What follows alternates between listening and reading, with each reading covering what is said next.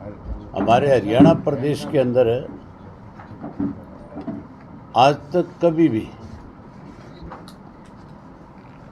जात पात धर्म मजहब को लेकर के कोई विवाद नहीं हुआ। हमारे यहाँ 36 जात के लोग आपसी भाईचारे के साथ बड़े अच्छे वातावरण में रहे हमेशा। अब भारतीय जनता पार्टी की सरकार ने इस प्रदेश के 2 बार बहुत हालात खराब किए हैं। एक बार तो जब जाट आरक्षण को लेकर के 5 जातियों के लोग आंदोलन चला रहे थे, उस वक़्त के अंदर इसी मुख्यमंत्री ने, इसी भारतीय जनता पार्टी की सरकार ने राजकुमार सैनी को आगे करके और लोगों के अंदर 35 और 36 जात के नारे लगवा करके हमारे प्रदेश के भाईचारे को तोड़ने का इन्होंने बहुत बड़ा प्रयास किया। उसी आधार पर फिर इसने ये नारा दिया 75 पार का। लेकिन क्योंकि हमारे लोग जो है हमेशा भाईचारे के साथ मजबूती के साथ रहे हैं, इनको सत्ता में आने से रोक दिया। आज की तारीख में इस किस्म के हालात है प्रदेश के अंदर कि मौजूदा जो सरकार है वो सत्ता के कहीं नज़दीक भी नहीं आ सकती। भाजपा 10 का आंकड़ा भी पार करना आज मुश्किल है उनके लिए। इसलिए प्रदेश का फिर माहौल खराब किया। 27 तारीख को एक वीडियो वायरल हुआ और उस वीडियो के अंदर एक लड़का जिसने पहले 2 मुस्लिम लड़कों को जिंदा जलाया था, उस सोनू जो मानेसर जो लिखता है अपने आप मोनू मानेसर, उस मोनू मानेसर ने उस वीडियो के अंदर बहुत ऐसे शब्द कहे जिससे हर आदमी आहत हो सकता है। किसी भी कम्युनिटी के बारे में कोई भी अगर इस तरह की बात कहेगा तो फिर उससे मान के चलो कि हर आदमी जो है उस बात को नज़रअंदाज नहीं कर सकता। उसके बाद भी वहाँ पे जो सीआईडी का एक इंस्पेक्टर था, उसने 15 दिन पहले सरकार को इस बात के लिए चेता दिया था कि अब की बार जब यात्रा निकलेगी तो उस यात्रा के दौरान कुछ शरारती तत्व आएंगे और वो इस इलाके का माहौल ख़राब करेंगे। इसके लिए आपको पहले से ही इसके ऊपर कोई संज्ञान लेना चाहिए। और 27 का जो वीडियो आया वो तो प्रशासन ने देखा था। सरकार को पता लग गया कि इस वीडियो के बाद 100% लोगों में जो गुस्सा बढ़ेगा। बावजूद उसके भी जब यात्रा निकली 30 तारीख को, तो यात्रा जब निकली 30 तारीख को तो भी लोगों ने संयम रखा। उस यात्रा के अंदर वो लोग मौजूद थे जो सिर्फ माहौल खराब करने के लिए आए थे। कुछ बजरंग दल के बताए गए और कुछ लोग जो है विश्व हिंदू परिषद के कहे गए। कुछ लोगों को ये कहा गया कि ये तो वो कौन सा गऊओं का एक बना रखा ना इन्होंने, गोरक्षक, ये गोरक्षक हैं इसमें, जबकि थे सारे के सारे भाजपा के गुंडे और बदमाश, सारे के सारे जो है पेड वर्कर थे उनके, जो केवल माहौल ख़राब करने के लिए वहाँ पे गए थे। बड़ी हैरानी की बात है, चंद बदमाश इकट्ठे करके सरकार भेजती है और वो ये कहती है कि हम हिंदू हैं। हम हिंदू नहीं है भाई, हिंदू तो हम भी हैं। ये अपने आप को क्या ज़्यादा बड़ा ठेकेदार मानते हैं हिंदुओं का? ये तो हिंदुओं के नाम के ऊपर केवल अपनी राजनीतिक रोटियां सेकना चाहते हैं, केवल हिंदू के नाम के ऊपर हमारे प्रदेश का माहौल बिगाड़ना चाहते हैं। आज जिस तरह का माहौल बना रखा है मुख्यमंत्री ने, जब वहाँ पे ये घटना हुई और उसके बाद जो वहाँ पे रहने वाले लोग थे, जो उस यात्रा में शामिल नहीं थे, जो शरारती तत्वनी है, जो अपनी ज़िंदगी अच्छी तरह से बिताते हैं, जो भाईचारे के साथ रहते हैं, उन लोगों ने खुल करके ये बात कही, बताया कि भारतीय जनता पार्टी अपने षड्यंत्र में फैल होगी। जब मुख्यमंत्री को आम आदमी, भाजपा की सरकार को आम आदमी गाड़ी देने लग गया कि सारा सरकार का किया हुआ काम है और सरकार ने सारा का सारा माहौल खराब किया और बिगाड़ा, तो फिर इन्होंने नया काम शुरू कर दिया। वहाँ पे धारा 144 लगा दी, आर्मी बुला ली, बीएसएफ बुला ली, सीआईएसएफ बुला ली, सीआरपीएफ बुला ली, सेंट्रल फोर्सेस बुला करके वहाँ दहशत फैलाई और दहशत फैला करके बजाय उन गुंडागर्दी करने वाला लोगों के खिलाफ कोई कार्रवाई करने की, आपसी माहौल ठीक करने की नया काम शुरू कर दिया, तोड़ना शुरू कर दिया जगह जगह। आप में से किसी एक साथी का मान लो घर है, कोई आदमी अपनी जान बचाने के लिए आपकी छत पे चढ़ जाए और सरकार कहे कि इस छत के ऊपर लोग खड़े पत्थरबाजी कर रहे थे, इस घर को तोड़ दो, ये कहाँ लिखा हुआ है? ये कौन सा कानून है? किस कानून के तहत लोगों के मकान तोड़े? किस कानून के तहत लोगों की दुकानें तोड़ दी, शोरूम तोड़ दिए? कितना बड़ा नुकसान वहाँ पे किया, कितना बड़ा नुकसान तोड़ फोड़ से तो किया ही किया। लोगों में जो आपसी भाईचारा था उसको कितना बड़ा नुकसान इस बीजेपी की सरकार ने, इस मुख्यमंत्री ने पहुंचाया है। अगर हमारे यहाँ पे न्यायपालिका ना हो तो फिर मुझे लगता नहीं कि ये भारतीय जनता पार्टी जो है कोई भी काम प्रजातांत्रिक तरीके से आगे बढ़ाएगी। ये तो फिर अपनी मनमर्जी से, डंडे से सारी चीज़ को आंकने का काम करेगी। इसलिए इसकी जितनी भी निंदा की जाए वो थोड़ी है। मुख्यमंत्री को जो ये कहे प्रदेश की जनता के लिए कि मेरे पास पब्लिक की प्रोटेक्शन के लिए कोई फोर्स नहीं है, लोग अपनी हिफाजत खुद करें, इस मुख्यमंत्री से पूछने वाला हो, तेरे तो ना घर है ना तेरे परिवार है, तू तो चलो भाजपा की सरकार बन गई, ऊपर से थोप दिया गया इस प्रदेश में मुख्यमंत्री के तौर पे। तू तो जब चलता है, जब तेरे साथ 500 पुलिस फोर्स के लोग चलते हैं, सारे डिस्ट्रिक्ट की पुलिस फोर्स को जगह जगह सड़कों पे खड़ा कर देता है। आम जनता जिसने बीजेपी को वोट दी, सरकार बनाई, उसकी प्रोटेक्शन कौन करेगा? ये सरकार का काम है हर आदमी को प्रोटेक्शन देना। अगर कोई बदमाश बदमाशी करता है उसके खिलाफ सख्त कार्रवाई करना और आम आदमी को प्रोटेक्शन देना सरकार की जिम्मेवारी बनती है। इस मुख्यमंत्री को अपने पद पे बने रहने का 1 मिनट भी अधिकार नहीं है। मुख्यमंत्री को इस्तीफा देना चाहिए और जनता से माफ़ी मांगनी चाहिए। आज पूरे प्रदेश में जो हालात हैं उन सब के लिए जिम्मेवार मनोहर लाल खट्टर है, कोई और दूसरा व्यक्ति नहीं है। इनके षड्यंत्र की वजह से आज हरियाणा का माहौल खराब हुआ है। उसके लिए हमने अपनी पार्टी की तरफ से एक डेलीगेशन भेजेंगे। हम कोई राजनीति करने के लिए नहीं भेजेंगे, हम आज भी नहीं भेजेंगे। अगले 4-6 दिन में जब हालात बिल्कुल सामान्य हो जाएंगे उसके बाद हमारा डेलीगेशन जाएगा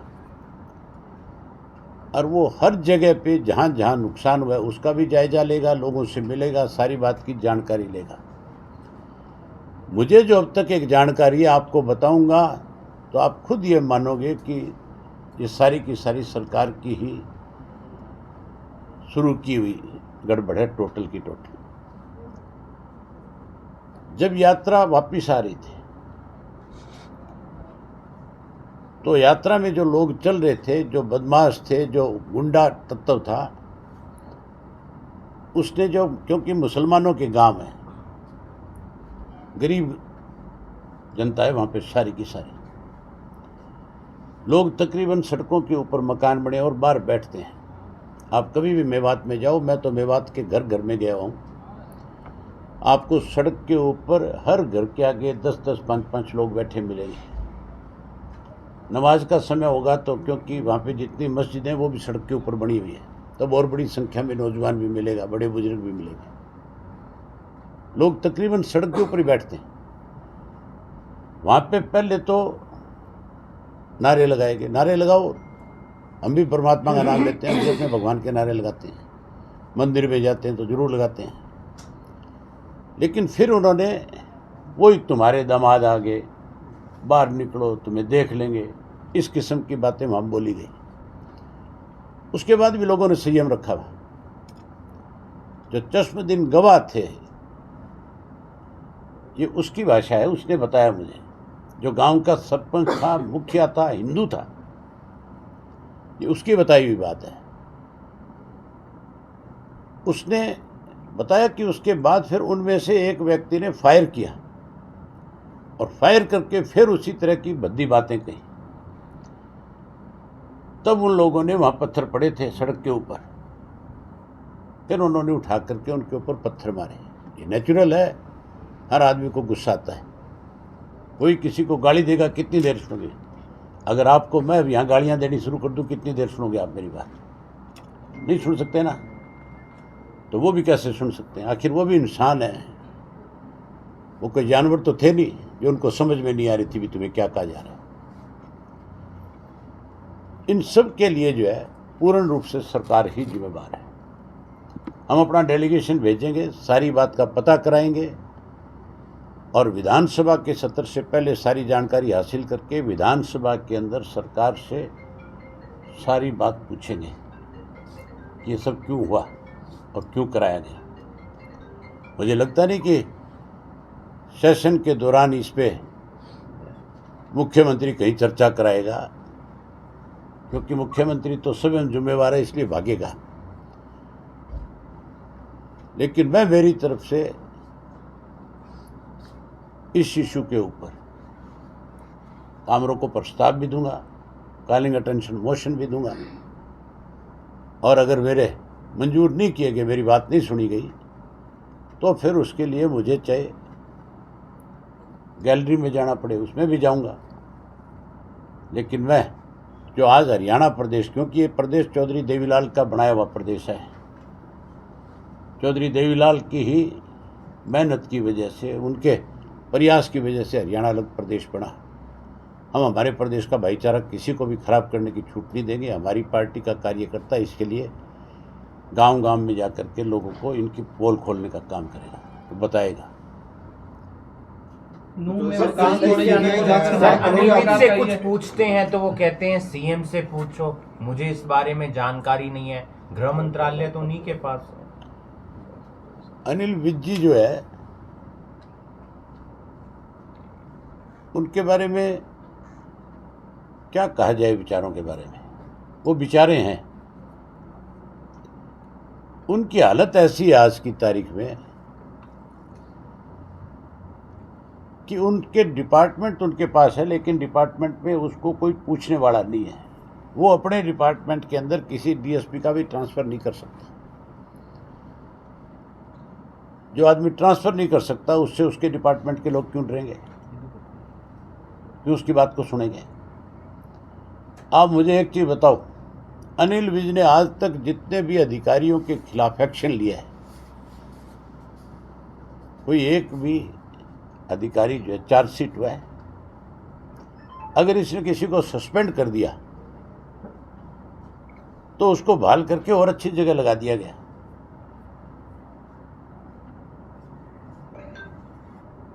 विज साहब की तो सारी पहचान विज साहब ने अपनी खुद खत्म कर ली। दरबार लगाता है, रात को 2-2 बजे अधिकारियों को टेलीफोन करके डांटता है, और सुबह फिर बेचारे की पोल खुल जाती है। नेता जी, सन 1987 से लेकर के 2014 से पहले तक निर्भीकता, निडरता, ईमानदारी और देश की राजनीति में बड़ा अच्छा लोगों की, जनता की सेवा के लिए कार्य होता था। लेकिन आज के दौर में झूठ, फरेब, सच और ये जो चीज़ें चल रही हैं हिंदू मुस्लिम, तो इसको कैसे रोका जा सकता है? इसको रोकने का एक ही तरीका है, ये प्रजातंत्र है। अब जब लोकसभा का चुनाव आए तो लोग इनको सबक सिखाएं, सत्ता से बाहर करें। ऐसे लोगों को सत्ता से बाहर करके इन्होंने जो बेकायदगियां करी है उसकी इंक्वायरी कराएं और इंक्वायरी करा करके ऐसे लोगों को सजा दें। लोगों का विश्वास तब बढ़ेगा। क्या छोटी सर, साहब, आज कांग्रेस का डेलीगेट गया है, उसको भी जाने नहीं दिया गया। 46 क्वेश्चन सेम आए पार्ट 1 और पार्ट 2 में, उसे कैंसिल करने की बात की जा रही है। क्या चीज़ है? सीईटी का पेपर हुआ था, उसमें 46 क्वेश्चन सेम हैं दोनों। मुझे आप एक चीज़ बताओ, एक आदमी ग्रेजुएशन करता है, कोई भी पोस्ट निकलती है, पब्लिक सर्विस कमीशन की निकले, स्टेट की आपकी HPSC के निकले, या आपके कोई सेंट्रल डिपार्टमेंट की निकले, पहले कोई एग्ज़ाम नहीं होते थे। ये लिखा जाता था कि इस पोस्ट के लिए सिर्फ ग्रेजुएट जो है वो फार्म अप्लाई कर सकता है, और उसके बाद डिपार्टमेंट का जिसमें जॉब लगनी होती थी उसका एग्ज़ाम होता था। उस एग्ज़ाम में जो पास हो जाते थे उनको इंटरव्यू के लिए बुलाया जाता था, और उसमें इंटरव्यू के नंबर दे करके कम ज़्यादा करके जैसे भी नौकरी लग जाता था। अगर ये एग्ज़ाम लेना इन्होंने तो फिर उस ग्रेजुएशन का नाम क्यों लिया जाता है? अगर आपने PhD कर ली, आपने MPed कर ली, आपने B.Ed कर ली, तो B.Ed के बाद अगर टीचर की कोई पोस्ट निकलती है, किसी ने मैथ में करी है, किसी ने साइंस में करी है, किसी ने आर्ट्स में करी है, किसी ने सोशोलॉजी में करी है, जो पोस्ट निकलेगी उसके लिए अप्लाई करेगा। ये सुने ना आप, आप पहले सुन ले 1 मिनट मेरी बात। ये जो सारी चीज़ एग्ज़ाम जो करने शुरू करे हैं इन्होंने, ये सिर्फ और सिर्फ हमारे बच्चों को उस एग्ज़ाम से, उस नौकरी से दूर रखने के लिए किया है। जो गांव का बच्चा है जिसने ग्रेजुएशन कर ली और उसको आप 4 साल बाद कहते हो कि एग्ज़ाम देना पड़ेगा तेरे को, उसको नहीं क्वालिफाई कर सकेगा, उसके लिए पास करना बहुत मुश्किल हो जाएगा।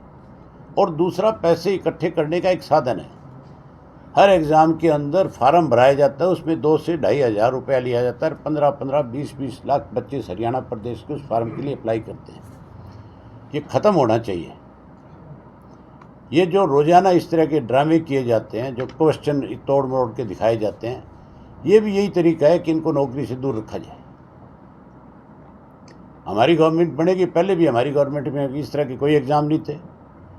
आगे भी लोगों ने अगर हमें मौका दिया तो हम ये सारी चीज़ें ख़त्म करेंगे और केवल बच्चे की क्वालिफिकेशन के मुताबिक नौकरी देंगे, नौकरी निकालेंगे। अगर वो उसमें क्वालिफाई करेगा तो उसको जॉब दे देंगे। सर, अगर 2024 में आपकी सरकार बनती है तो क्या पत्रकारों के लिए भी कोई घोषणा की जाएगी, जो पत्रकार हित के लिए, जो समाज में पत्रकार जो सेवा करते हैं, राजनीतिक विचारधारा देते हैं, उनके लिए कुछ करेंगे क्या पत्रकारों? जब हम अपना घोषणा पत्र बनाएंगे, आप पत्रकार साथियों से ज़रूर पूछेंगे। आपकी भी अपनी एसोसिएशन हैं बनी हुई, आपके जो प्रेसिडेंट हैं उनको हम चिट्ठी लिखेंगे कि आप अपनी तरफ से हमें राय दो, बताओ कि हम आपको और ज़्यादा अच्छी सुविधाएं कैसे दे सकते हैं। जो आपके एसोसिएशन की तरफ से लिख करके हमारे पास आएगा उस पर विचार विमर्श करेंगे। सर, हम अपने घोषणा पत्र में बाकायदा तौर पे इन सब चीज़ों को डालेंगे जिसको हम पूरा कर सकें। दिग्विजय चौटाला बोलते हैं कि आप परिवर्तन यात्रा तो निकाल रहे हैं, लेकिन सबसे पहले आपको अपने व्यवहार में परिवर्तन करना चाहिए। अब आप बैठे हो सर, वो बोल रहे हैं, मैं तो कह नहीं रहा सर। मैं तो, मुझे लगता है आपके पास कोई प्रदेश हित की बात रही नहीं, लेकिन वो आप पर निशाना साध रहे हैं सर। आपसे छोटे हैं फिर भी आपको बोल के चले जा रहे हैं सर। कोई नहीं, बोलने दें। सर, एक डेलीगेट गया है, कांग्रेस का डेलीगेट गया है, उस पे क्या कहेंगे? कांग्रेस का डेलीगेट गया है, उसको आगे जाने नहीं दिया गया, वहाँ रुक गया है, बात किया जो ये राजनीति करने गए थे, आप मुझे एक चीज़ बताओ, कांग्रेस की 3 MLA नहीं है वहाँ पे, है ना 3 MLA? उन 3 MLA से रिपोर्ट नहीं ले सकते थे?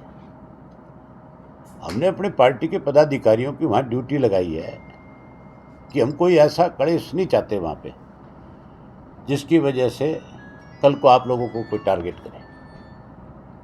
आप अपनी रिपोर्ट बनाओ, रिपोर्ट तैयार करो, हकीकत जो है वो आप हमें बताओ। विधानसभा का सत्र आएगा, हम उस इशू पे चर्चा करेंगे, हम प्रेस के माध्यम से बात करेंगे, हम अपना डेलीगेशन भेजेंगे, लेकिन हम हालात ख़राब करने के लिए नहीं भेजेंगे।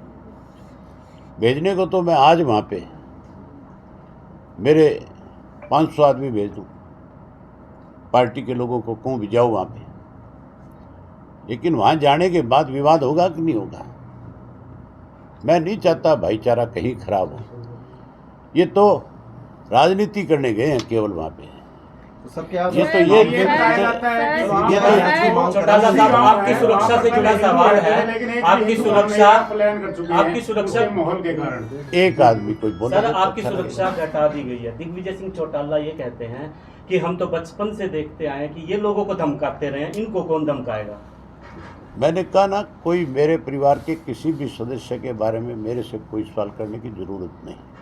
प्रदेश के हित की कोई बात है, प्रदेश से जुड़ा हुआ कोई मामला है, उसके बारे में आप मेरे से आप इंडिया के साथ हैं, एनडीए के साथ हैं, आप इंडिया के साथ हैं, एनडीए के साथ हैं। इंडिया की नींव किसने रखी है? फिर ये सवाल तो खत्म हो गया आपका। तो आप प्रदेश में कांग्रेस के साथ विपक्ष ने बोला नहीं, मणिकांड कांड के ऊपर क्या कहेंगे? चौटाला जी, मणिपुर में महिलाओं की इज्जत को तार-तार किया गया, आप इसके बारे में क्या कहना चाहते हैं कि देश में अगर हम बात करें किसी भी राज्य के अंदर महिलाओं की इज्जत को, चाहे वो छोटी बच्ची हो 5 साल की, चाहे 3 साल की, तो चाहे 20 साल की या उससे बड़ी, हर एक की इज्जत को तार-तार किया जाता है। आप इसके बारे में क्या सुरक्षा प्रबंध करेंगे या क्या ऐसा एजेंडा तैयार करेंगे जिसमें महिलाओं को डर ना लगे बाहर निकलते हुए? हमारे प्रदेश में हमारी गवर्नमेंट रही, हमारे प्रदेश में कभी इस किस्म के हालात नहीं हुए, ना हमने होने दिए। मणिपुर में भाजपा की सरकार है और भाजपा की सरकार में कहीं भी देखो आप, जहाँ जहाँ इनकी सरकारें हैं, हर जगह पे लोग अपने आप को असुरक्षित महसूस करते हैं। आज मणिपुर के इतने बुरे हालात होने के बाद आज तक मुख्यमंत्री का इस्तीफा नहीं हुआ। अगर किसी दूसरे प्रदेश में कोई छोटी मोटी घटना हो जाती, सारा बीजेपी का सोशल मीडिया, सारे इनके स्पोक्समैन, सारे इनके मिनिस्टर, सब के सब चिल्लाना शुरू कर देते, सब डिमांड करते कि रिजाइन हो, सब कहते आपका गवर्नर रूल लगे, यहाँ पे राष्ट्रपति शासन लगे, लेकिन अपने गिरबान में नहीं जानते कि वो क्या कर रहे हैं, उन्होंने किस किस्म के हालात पैदा कर दिए। मणिपुर की घटना बाद की है।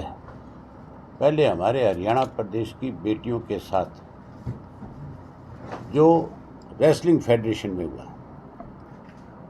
जो हमारी एक कोच के साथ हरियाणा के मिनिस्टर ने किया,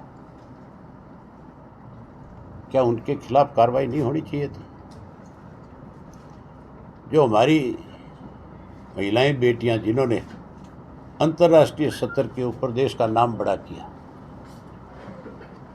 जहां उनको प्राइम मिनिस्टर घर बुला करके सम्मान देता था, उन्हीं लड़कियों को आपने देखा नहीं किस तरह से बाल पकड़ करके खींच करके घसीट करके पुलिस लेके जा रही थी?